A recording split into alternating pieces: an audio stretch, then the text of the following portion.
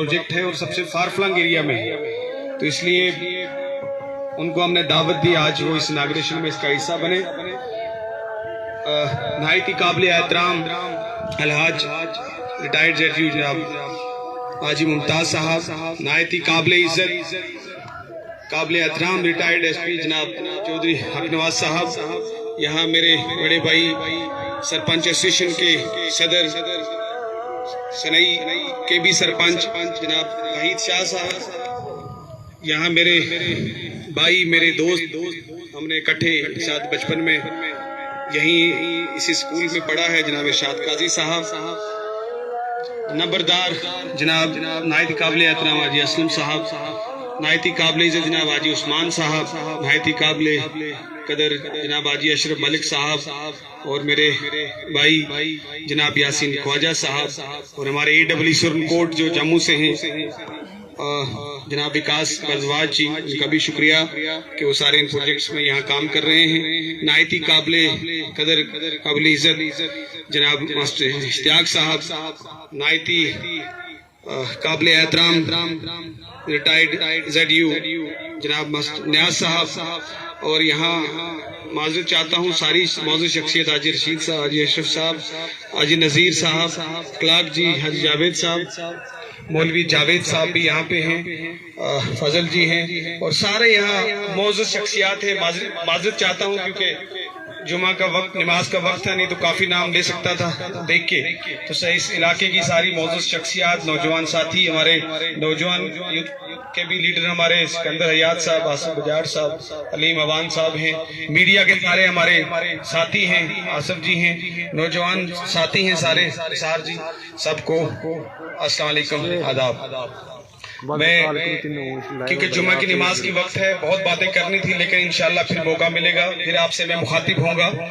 फिलहाल मैं सबसे पहले अल्लाह ताला का शुक्र अदा करता हूँ कि अल्लाह ताला ने मुझे मौका दिया और तौफीक दी कि मैं काम कर सकूं, और उसके बाद आप सब खास तौर पर हमारे बुजुर्ग हैं, हाड़ी डोडी रजाड़ा और आसपास के इलाके के सारे बुजुर्गों की, नौजवान साथियों का, सबका मैं तहे दिल से शुक्रिया अदा करता हूं कि आपने जिस प्यार से, जिस मोहब्बत से, जिस जज्बे से आपने उम्मीद मुझ पे लगाई थी, मेरा साथ दिया, मेरे सर पे हाथ रखा, और आपने सबने आज बहुत वालाना इस्तकबाल किया इस मोहब्बत के साथ। इसके लिए मेरे पास इल्फाज नहीं है, मैं आपसे तहे दिल का शुक्रगुजार हूँ।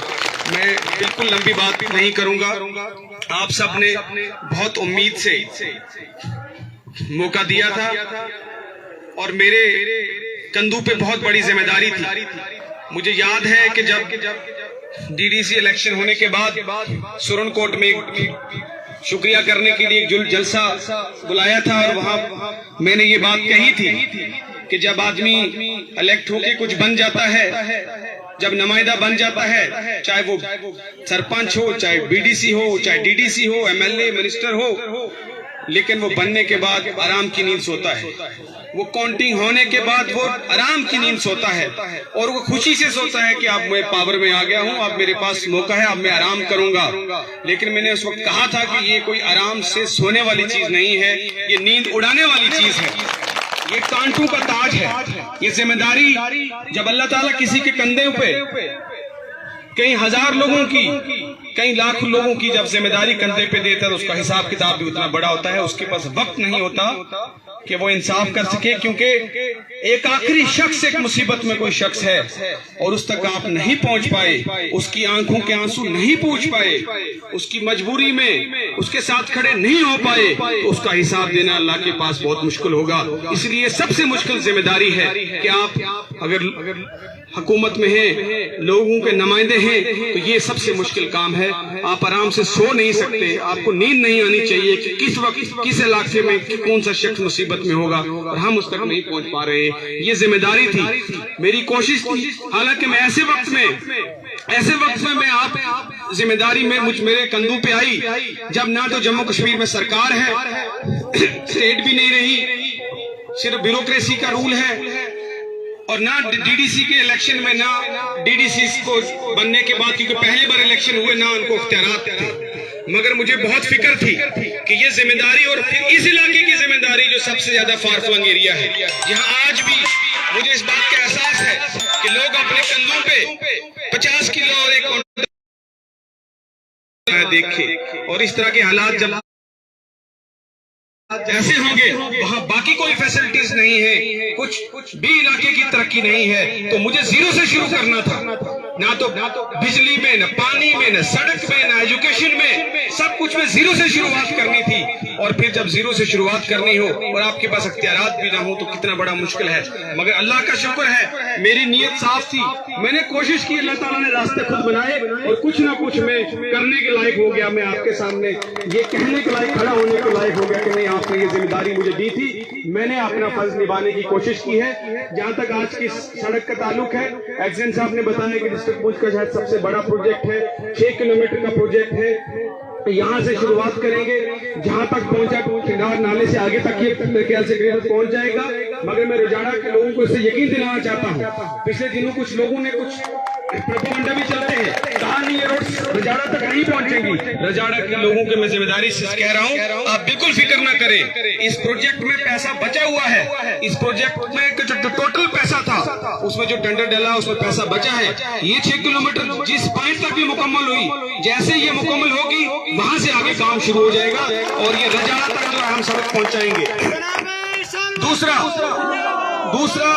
क्योंकि मेरे लिए सबसे बड़ी प्रायोरिटी थी कि हम अपने इलाकों को सड़कों के साथ जोड़ें, क्योंकि सारी फैसिलिटीज, सारी तरक्की मुमकिन तभी हो सकती है जब आपके पास सड़क है। अगर सड़क नहीं है तो कोई भी तरक्की मुमकिन नहीं है। इसलिए मैंने जो प्रोजेक्ट लिए, और तारीखी प्रोजेक्ट लिए, अल्हम्दुलिल्लाह, ये मैं दावे के साथ कह सकता हूं कि डिस्ट्रिक्ट पुंछ में सबसे ज्यादा अगर सड़कों के प्रोजेक्ट हुए वो मेरी कंस्टिट्यूंसी के हुए, और दुगने चुगने प्रोजेक्ट जो है ज्यादा हमने अपने इलाके की किए। उसमें जो यहाँ सड़कों के हमने रोड प्रोजेक्ट किए, एक सड़क ये इंशाल्लाह आज शुरुआत कर रहे हैं। मेरे भाई इरशाद सर की भी बड़ी देर से कोशिश थी, उन्होंने जब मुझे कहा हमने के बाद बाढ़ से टंड गाजियां ऊपर भी जो है वो शुरू होगा वहां से, और आप की रोड जो है ऊपर टंड गाजियां तक ऊपर तक कनेक्ट होगी।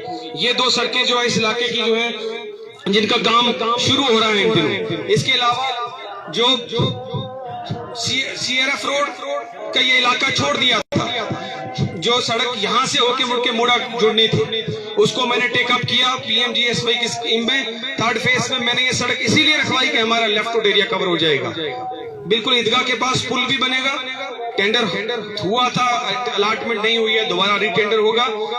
वहां से काजी कट्टा से, पीछे की बात नहीं करता, फिलहाल यहाँ से शुरू करता है, काजी कट्टा से लेके ईदगाह तक रोड दोबारा बनेगी इस स्कीम में। फिर वहां से पुल लगेगा, और पुल के बाद ये रोड यहाँ से आते हुए हायर सेकेंडरी स्कूल के साथ मुड़ते हुए वापस रिदान से होते हुए मोड़ा टच होगी, तो ये नीचे वाला सारा इलाका उस रोड में जो है कनेक्ट हो जाएगा।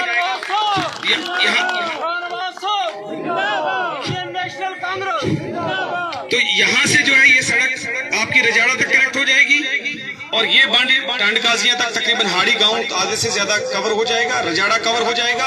फिर जो डोडी के लिए मैंने एक नया जो प्रोजेक्ट लिया है वो लिया है ईदगाह टू पटिया वाया शेर चंगड़, ये एक प्रोजेक्ट टेकअप किया है। दूसरा जो ऑलरेडी रोड है डोडी वाली, जो ईदगाह टू डोडी, हालांकि 1 किलोमीटर अभी उसमें लुक भी तकरीबन करीब 1 किलोमीटर की पड़ी है, लेकिन उसको मैंने दोबारा प्रोजेक्ट बनाया है क्योंकि वो अधूरी है रोड, उसमें अभी तक लुक नहीं है। वो दोबारा प्रोजेक्ट बनाया है कि वो अपग्रेडेशन के लिए वो दोबारा से वो अच्छी रोड बन जाए। उसके अलावा 2 सड़कों का जिक्र जो अभी अली अशरफ साहब भी कर रहे थे, त्रेड़ी कट्टा से लेके मिडिल स्कूल गड़ंग तक एक वो प्रोजेक्ट लिया है। दूसरा गड़ंग चौधरिया से लेके किला वाली से होते हुए बड़ी बैग से होते हुए इस्लामाबाद 6 किलोमीटर का वो भी प्रोजेक्ट है। ये प्रोजेक्ट आने वाले साल के लिए जो प्रोजेक्ट किए हैं, मेरे ख्याल से ये प्रोजेक्ट सारे होते हुए तकरीबन 90% जो है वो हमारे सारे गांव जो है, क्योंकि पहले 4 पंचायत हाड़ी की थी और सिर्फ एक सड़क थी जो मोड़ा के साथ टच होती थी, एक कोने में, बाकी पूरा गांव खाली था, डोडी भी पूरी खाली थी, रजाड़ा खाली था। अब ये सारे इलाके सड़कों के साथ इंशाल्लाह कनेक्ट हो जाएंगे। मोड़ा रोड पे जो है भागला टू हाड़ी वाली पे, क्योंकि वहाँ बुरा हाल हो गया है। उस सड़क का काम 2 दिन पहले शुरू हो चुका है। वहाँ पे इंशाल्लाह किला वाली तक, जब तक ये सड़कें बनती, क्योंकि ये सड़कें बन गई फिर सड़क तो हम छोड़ देंगे वो वाली, फिर जरूरत नहीं पड़ेगी, लेकिन तब तक वो काम शुरू हो चुका है, उसमें लुक पड़ जाएगी किला वाली तक, तो इंशाल्लाह वो रोड भी बेहतर हो जाएगी। इसके अलावा कुछ और सड़कों की जहां आगे जरूरत होगी, आगे 2-3 सालों में हम जहां बहुत जरूरी होगी, क्योंकि मेरा ये कोशिश है न सिर्फ हाड़ी और डोडी बल्कि पूरी सुरनकोट, मेरी जो कॉन्स्टिट्यूंसी है मरहोट है, मरहोट में भी कुछ प्रोजेक्ट लिए हमने, सनई में लिए, धुंधक पूरे गांव में कोई सड़क नहीं थी, वहां पे भी एक सड़क हमने काम चल रहा है। तो पूरी कॉन्स्टिट्यूंसी में इंसाफ का मामला है। बिल्कुल ठीक कहा मौलवी जावेद साहब ने, अभी जिक्र किया कि तो बिल्कुल आज मौलवी जावेद साहब ने जिक्र किया कि हमें इंसाफ का मामला करना है। जब अल्लाह ताला किसी पे जिम्मेदारी देता है तो सब लोगों की जिम्मेदारी देता है। ये उन लोगों की नहीं जिम्मेदारी होती जो वोट देते हैं, बल्कि सबकी जिम्मेदारी होती है। और जिन जिन इलाकों में मुझे सबसे कम वोट मिला, लेकिन वो दूर दराज इलाके थे, वहां पे सड़क का हक था, लोग मेरे पास नहीं आए कि हम किस तरह जाएं, हमने वोट नहीं दिए, लेकिन मैंने खुद प्रोजेक्ट बनवा के उनके सैंक्शन करके उनका काम भी शुरू हो गया है। क्योंकि इंशाअल्लाह ताला इंसाफ का मामला है, हम इंसाफ के तकाजे पूरे करेंगे। जहां जहां दूर दराज इलाका है वहां इंशाअल्लाह काम हम पहले करेंगे। इसके अलावा और जहां सड़कों की जरूरत होगी, मुझे कुछ ध्यान में नहीं आ रहे हैं, कुछ और शायद कोई प्रोजेक्ट रह गया होगा, जिस तरह मरोड़ के कुछ प्रोजेक्ट हमने उठाया हुए हैं, Radi to Tola Mumtaz via high school Nindiyali, उस प्रोजेक्ट का काम थोड़े दिनों में शुरू होगा।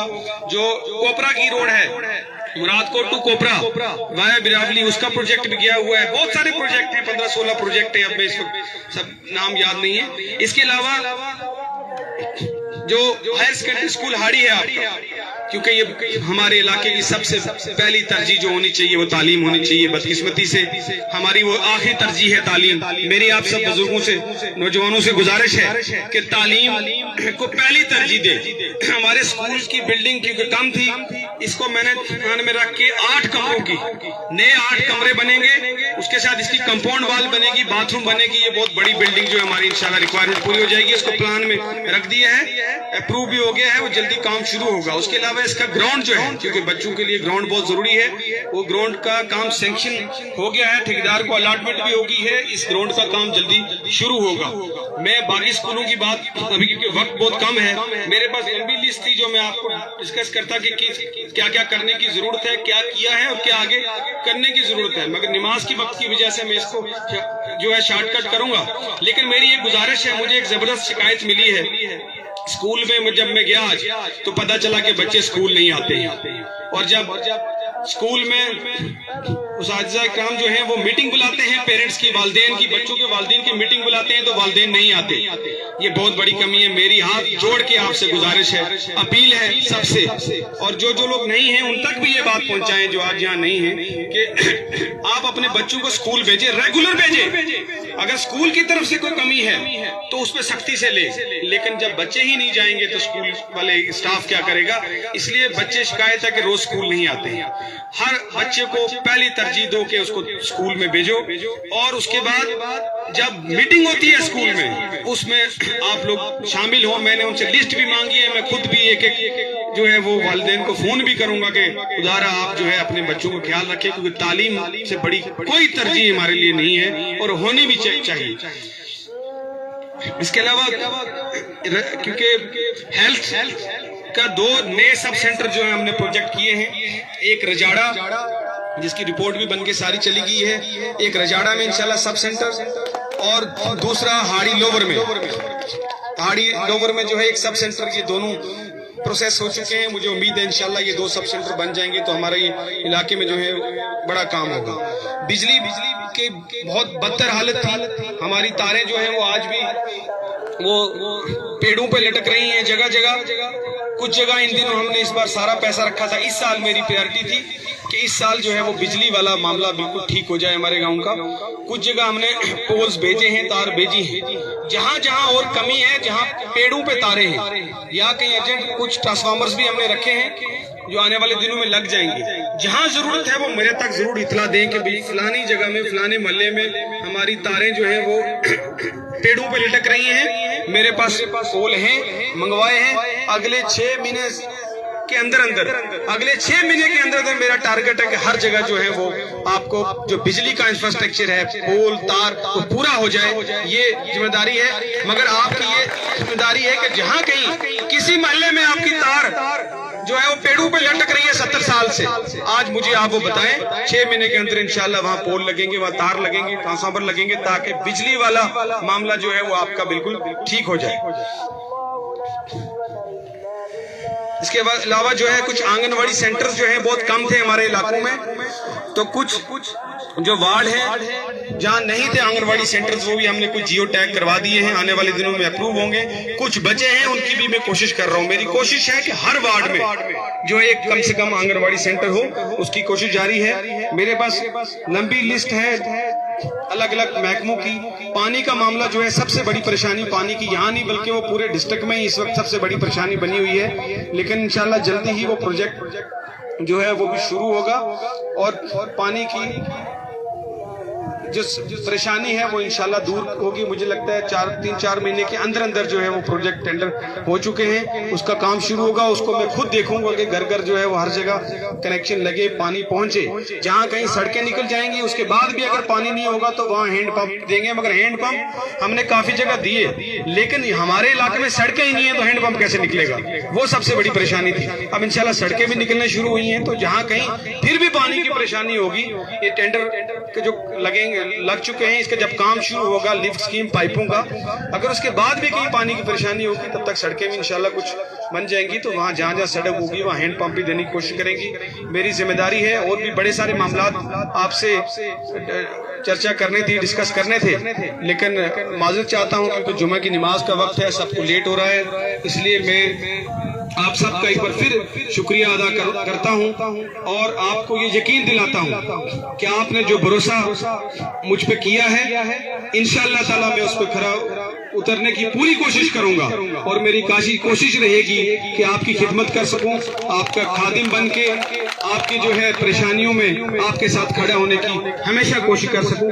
कोताहियां इंसान से होती है, गलतियां इंसान से होती है, इंसान गलतियों का पुतला है।